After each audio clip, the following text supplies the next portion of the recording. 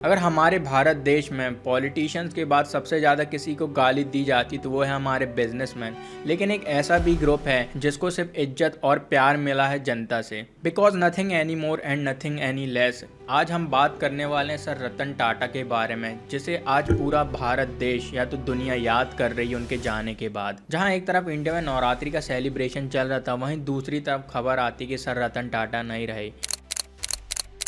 9 अक्टूबर 2024 को हमारे 86 ईयर्स के the son of India Ratan Tata हमको अलविदा कहकर चले गए। आज की वीडियो हम बात करेंगे सर रतन टाटा के बारे में, वो कैसे डिफरेंट हैं अदर बिजनेसमैन से और क्यों उन्हें भारत का रतन कहा जा रहा है। आज 26/11 के इंसिडेंट को तो इंडिया भूल ही नहीं सकता है, जहां पर पूरे मुंबई में 12 जगह 4 दिन तक आतंकवादियों ने हमले किए थे। और उसी में से एक टाटा ग्रुप का ताज होटल भी था, जहां पर 300 से ज़्यादा गेस्ट रुके हुए थे। वहां उनमें से एक हमारे जाने माने बिजनेसमैन अडानी भी थे।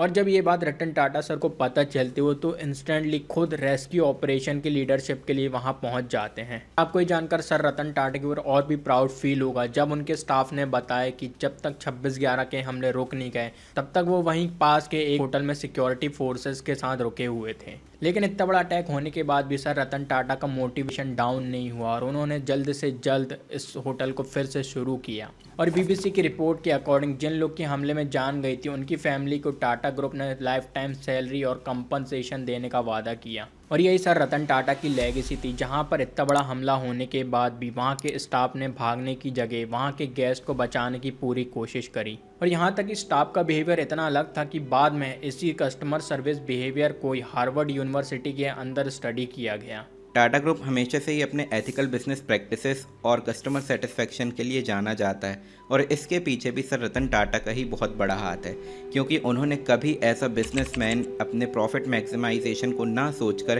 एक फिलैंथ्रोपिस्ट की तरह यानी एक दानवीर की तरह सोचा, जिसमें उन्होंने अपने कस्टमर्स के लिए हमेशा अच्छे से अच्छा सर्व करने का सोचा। फिर चाहे वो टाटा ट्रस्ट की बात हो या फिर एक मिडिल क्लास फैमिली के लिए नैनो जैसी कार को इन्वेंट करना। सर रतन टाटा ने अपनी इंस्टाग्राम के एक पोस्ट पर मेंशन किया था कि जब वो लोगों को ख़राब मौसम में सफ़र करते हुए देखते हैं या उन पेरेंट्स को देखते हैं जो बारिश में भीगते हुए अपने बच्चों को स्कूल छोड़ने जाते होते हैं, इस कॉमन प्रॉब्लम का सॉल्यूशन निकालते हुए उन्होंने टाटा नैनो कार को लॉन्च किया था, जो कि उस टाइम मार्केट में सिर्फ 1 लाख रुपए में लॉन्च हुई थी, जिसको कोई भी मिडिल क्लास इंसान ईजिली अफोर्ड कर सकता था। लेकिन टाटा नैनो देश की सबसे सस्ती कार है, यही इमेज उसका डाउनफॉल का सबसे बड़ा रीज़न बनी। और रतन टाटा सर ने अपने एक इंटरव्यू में भी बताया कि उन्हें कार की मार्केटिंग करते टाइम सबसे सस्ती कार ना कहते हुए उसे मोस्ट अफोर्डेबल और एक ऐसी कार जो आपकी एक कॉमन प्रॉब्लम का सॉल्यूशन बन सकती है, कुछ इस तरह मार्केट करना चाहिए था। इंडिया में सोशल इम्पैक्ट के साथ साथ सर रतन टाटा ने पूरे इंडिया को एक विजनरी पावर हाउस बनाया। अब अमेरिका में आर्किटेक्ट की पढ़ाई करने के बाद sir Ratan Tata Los Angeles में एक आर्किटेक्ट कंपनी में जॉब करने लगते हैं और वो फैसला करते हैं अमेरिका में ही सेटल होने का। लेकिन उनकी किस्मत को तो कुछ और ही मंजूर था। तभी उनकी दादी की तबीयत काफ़ी ख़राब हो जाती है और उनको फिर से इंडिया वापस लौटना पड़ता है। आने के बाद रतन टाटा 15 दिन के अंदर जमशेदपुर में टेक्नो प्लांट के इंटर्नशिप के लिए पहुँच गए। अब ऐसा नहीं है कि रतन टाटा को अमेरिका जाने का ख्याल नहीं आया, उनको काफ़ी ख्याल आया, लेकिन उनको किसी न किसी वजह से इंडिया में ही रुके रहना पड़ा। और 1991 में जे.आर.डी. टाटा ने उनको टाटा सन्स का चेयरपर्सन अपॉइंट कर दिया। सर रतन टाटा ने कंपनी की लीडरशिप संभालते हुए टाटा ग्रुप को एक लोकल इंडियन कंपनी से एक इंटरनेशनल कंपनी बनाने का काम शुरू कर दिया। फिर चाहे वो international companies land rover, Tetley या कोरस जैसी कंपनीज को एक्वायर करना हो या फिर बेवरेज कंपनीज जैसे कि स्टारबक्स के साथ पार्टनरशिप करना हो, इन सब बड़ी कंपनीज से डील करने के साथ साथ सर रतन टाटा ने गुड फेलोज़ नाम से एक चैम्पियनशिप स्टार्टअप शुरू किया, जिससे इंटरनेशनल फ्रेंडशिप प्रमोट की जा सके। टेक्नोलॉजी, इनोवेशन और बिजनेस में सफलता हासिल करने के बाद सर रतन टाटा अपने लिए कोई भी संपत्ति इकट्ठी करके नहीं रखना चाहते थे।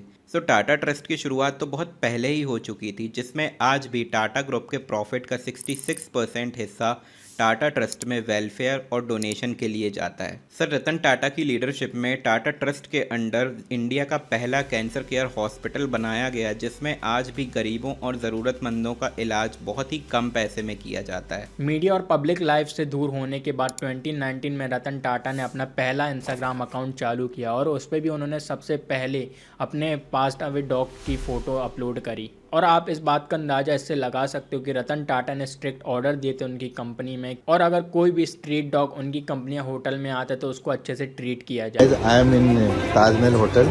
यहाँ पे ये देखो, ये स्ट्रे डॉग्स होते हैं ना, इनको कोई यहाँ से भगा नहीं सकता है। यहाँ पे स्ट्रे डॉग्स को कोई निकाल नहीं सकता है। टाटा साहब का ये सख्त ऑर्डर है कि कोई भी स्ट्रे डॉग आएगा उसको निकालने का नहीं है। और रतन टाटा के अंदर हमेशा से एनिमल्स के लिए एक सॉफ्ट कॉर्नर रहा है, और इसी वजह से आज उन्होंने इंडिया में सबसे बड़ा पेट्स का टाटा ट्रस्ट के अंदर एक मल्टी स्पेशलिस्ट हॉस्पिटल क्रिएट किया है। यहाँ तक कि सर रतन टाटा को उनका पहला मैनेजर उनके डॉग्स के प्रति प्यार की वजह से ही मिला, जिनका नाम था शांतनु नायडू, जो डॉग्स के लिए एक ग्लोइंग बैंड बनाना चाहते थे। टाटा ग्रुप में काम करते हुए ही उन्हें सर रतन टाटा से मिलने का मौका मिला और उन्होंने अपना आइडिया सर के साथ शेयर किया। इसके बाद सर रतन टाटा की मदद से एक मेटोपॉज नाम का स्टार्टअप शुरू किया गया। शांतनु नायडू सर रतन टाटा के मैनेजर होने के साथ साथ उनके एक अच्छे दोस्त भी थे, और आपको पता नहीं होगा शांतनु नायडू की एज अभी सिर्फ 31 ईयर्स ओल्ड है।